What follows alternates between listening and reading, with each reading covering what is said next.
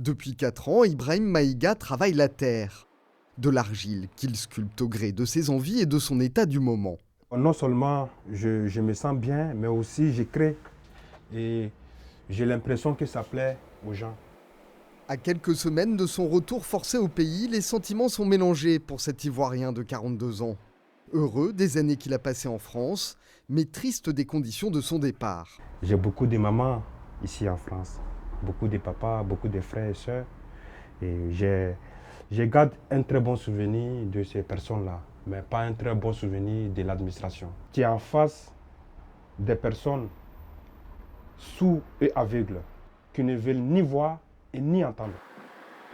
Depuis son arrivée en France il y a 6 ans, Ibrahim Maïga estime avoir tout fait pour s'intégrer. Ce mécanicien de métier disposait même d'une promesse d'embauche en CDI dans un secteur qui peine à recruter, mais impossible d'obtenir un titre de séjour. Pour moi, je suis un plus pour la France. Je ne suis pas une charge pour la France. Je n'ai jamais souhaité ça. Et je pense que beaucoup de gens comme moi, c'est aussi le cas. On n'est pas ici pour profiter. Tu vois, on est actif, on veut travailler, on ne demande rien. Claudine, qui l'héberge depuis des années, ne comprend pas non plus l'expulsion d'Ibrahim, officiellement pour manque d'intégration. Un travailleur, mais aussi un sculpteur prometteur qui multiplie les expositions. On ne peut pas se priver de gens comme ça.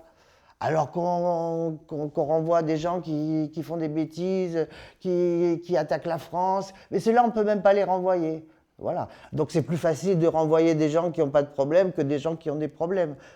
Voilà la conclusion en fait.